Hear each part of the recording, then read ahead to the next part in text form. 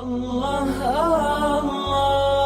Allah, Allah, ma lana maulan siwa Allah.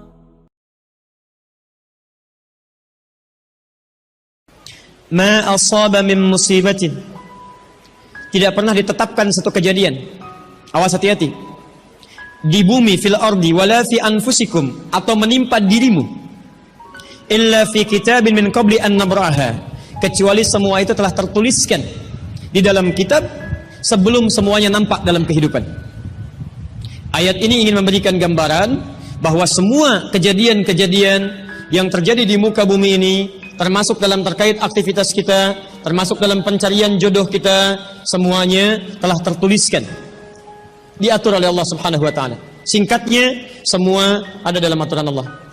Allah telah mengatur si fulan hidup sekian sekian sekian, meninggal sekian sekian sekian, rizkinya sekian, jodohnya akan mendapatkan sekian sekian sekian. Sebagian tidak bisa diikhtiarkan seperti ajal, ajal nggak ada ikhtiarnya.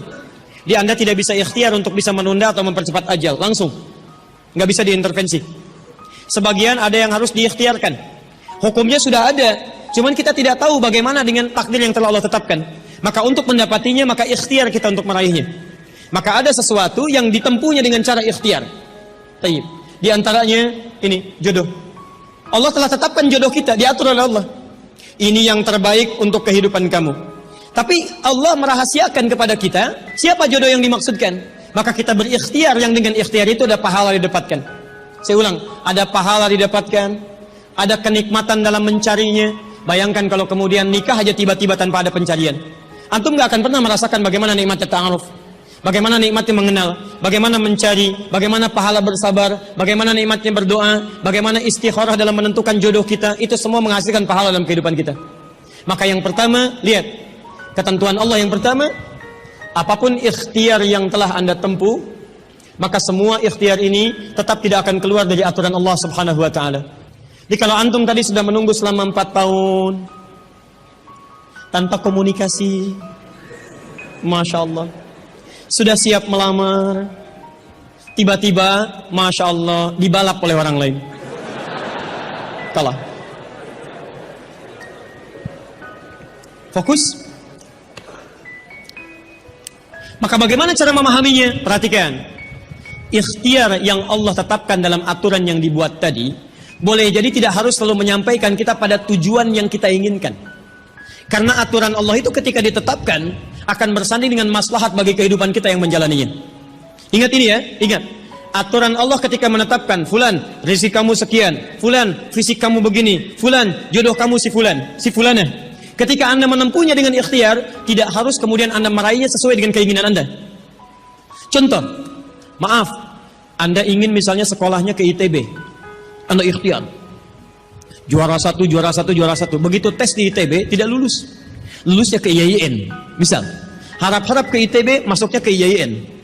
Harap-harap ke ITB, masuknya ke UNPAD.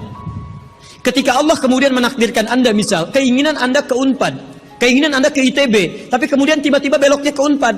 Bagaimana memahaminya? Perhatikan, kadang jalan kehidupan yang telah Allah tetapkan bukan harus menentukan hasil sesuai dengan yang Anda inginkan, tapi Allah menetapkan sesuai dengan apa yang Anda butuhkan.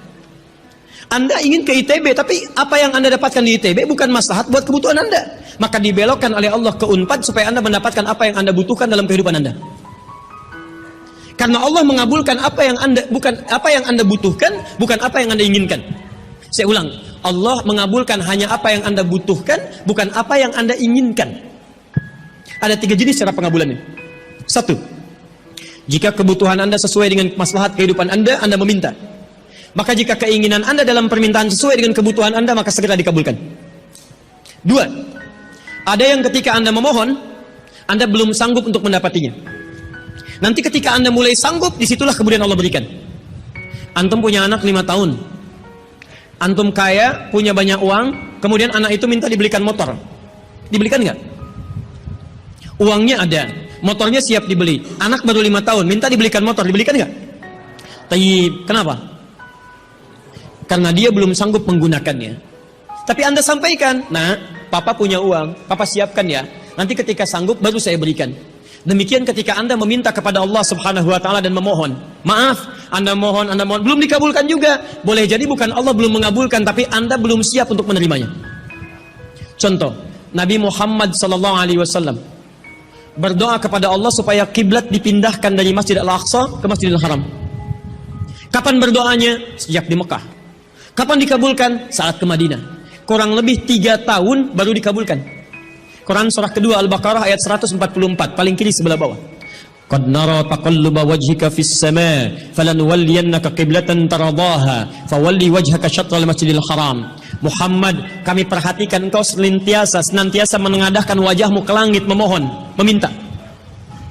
Lihat, maka mulai hari ini kami kabulkan doamu. Mulai palingkan kiblatnya dari Masjidil Aqsa ke arah Al-Masjidil Haram. Berapa lama Nabi berdoa? 3 tahun. Nabi Muhammad SAW berdoa 3 tahun baru dikabulkan oleh Allah. Kenapa baru dikabulkan? Karena pengalihan kiblat baru sesuai dengan kebutuhan umat Islam pada saat itu setelah 3 tahun. Nabi Ayub alaihissalam. Antum kenal Nabi Ayub? Kenal di mana? Kadang-kadang kenal Nabi Ayub. Luar biasa. Tadi malam di Dumai ada yang kenal Korun. Bulan lalu di Lampung ada yang kenal Fir'aun. Masya Allah. Di Pekanbaru kenal Nabi Ayub. Luar biasa. Itu siapa sebetulnya? Nabi Ayub itu diuji dengan penyakit luar biasa. Maaf, tadinya kaya, punya istri yang sangat cantik, anaknya 12. Hari yang bersamaan, hari pertama, maaf, diuji dengan harta semua habis. 1 hari. Hari kedua, anak semua meninggal.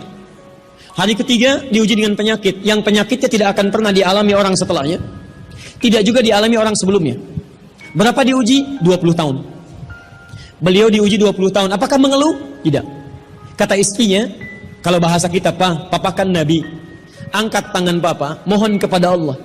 Mintakan sembuh aja, sembuh. Apa jawab Ayub? Berapa lama kita sehat dan senang? Kata istrinya, Masya Allah 20 tahun.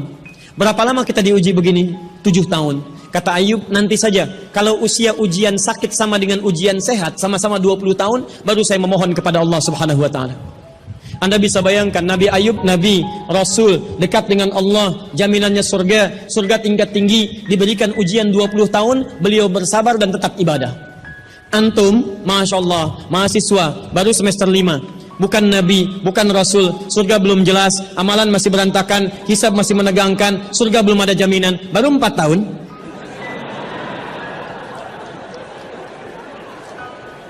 Itu yang terbaik buat antum. Yang terbaik. Jadi bukan berarti ketika Anda tidak mendapatkan dia, dunia hilang untuk Anda. Tidak.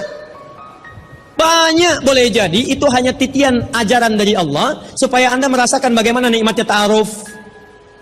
Supaya Anda belajar bagaimana mencari yang lebih baik lagi. Lihat kalimatnya, Quran surah ke-24 ayat 26. At-tayyibatu lit-tayyibin wat-tayyibuna lit-tayyibat al-khabithatu lil-khabithin sebelumnya wal khabithuna lil-khabithat. Yang baik akan ketemu yang baik lagi. Yang kurang baik bertemu dengan yang kurang baik lagi. Menurut Anda, dia yang terbaik untuk Anda. Menurut Allah, dia bukan yang terbaik untuk Anda. Yang untuk Anda, ada yang lebih baik lagi. Anda mau menghafal Quran, Anda mau menghafal hadis, maka Allah akan kirimkan kepada Anda yang bisa menjaga Quran dan hadis Anda. Kalau dengan 4 tahun belum bisa menjadikan Anda mendapatkan yang terbaik, tunggu. Karena yang terbaik itu lebih daripada yang mulia akan mendapatkan masa yang cukup panjang. Al-Bukhari menulis hadis 16 tahun, kitabnya abadi. Orang menulis kitab 16 hari belum tentu abadi. Jadi ketika Anda diminta menunggu dalam masa yang cukup lama, sebetulnya bukan masanya yang ditunggu, tapi di balik penungguan itu bukankah di situ ada pahala? Tadi Anda katakan Anda rajin berdoa, bukankah di doa itu ada pahalanya?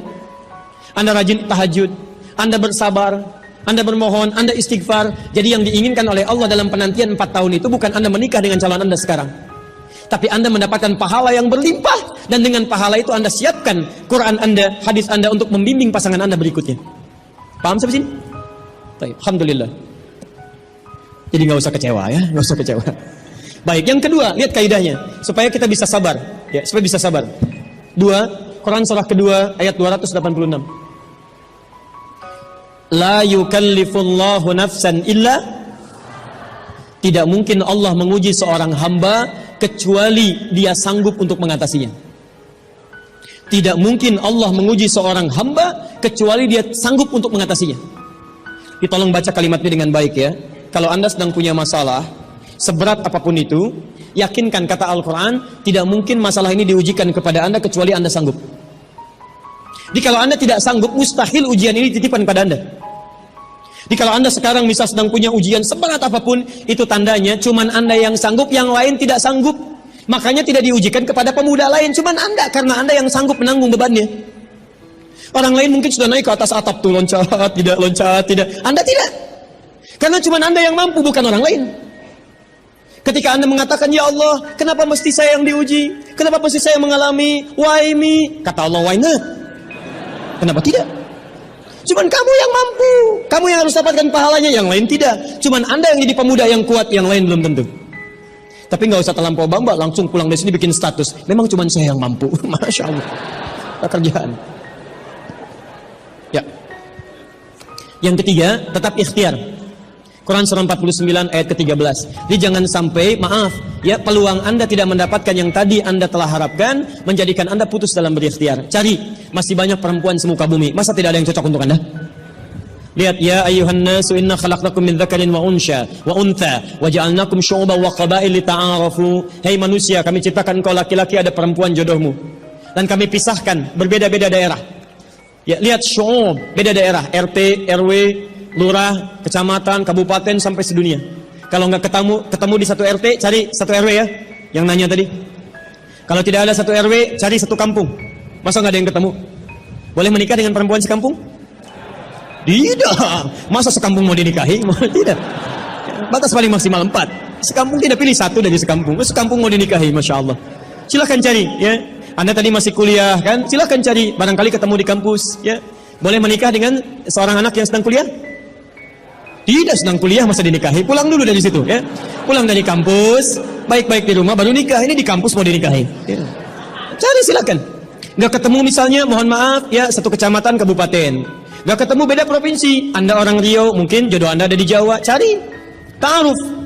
Nggak ada di Jawa, ada di Sumatera. Nggak ada Sumatera, ada di Papua. Luas. Indonesia terbentang 5.200.000 kilometer persegi luasnya. Kata Ahmad Mansur Surya Negara, pakar sejarah, dalam bukunya Api Sejarah, halaman ke-19, paragraf yang kedua, baris 1 sampai 3, paling kanan sebelah atas. Luas Indonesia itu daratnya 2 juta kilometer persegi, lautnya 3.200.000 kilometer persegi. Daratan dan lautan, masya Allah, 5.200.000 kilometer persegi. Masa nggak ketemu? Pulaunya 13.677 pulau. Itu belum termasuk Pulau Gadung dan Pulau Gebang. Ada semua. Nggak ada di Asia Tenggara, nggak ada Asia Tenggara di Asia, nggak ada Asia Amerika, nggak ada Amerika di Eropa, nggak ada Eropa di Afrika. Masa nggak ada yang cocok? Kalau tidak ada, mungkin antum ahli surga, karena itu pun jodoh antum pun bidadari surga. Masya Allah. Tapi sebelum ke surga, baiknya menikah dulu di dunia, ya. Sebelum kiamat kurang 2 hari. Tuh, mic aja ada pilihan, masa antum tidak ada?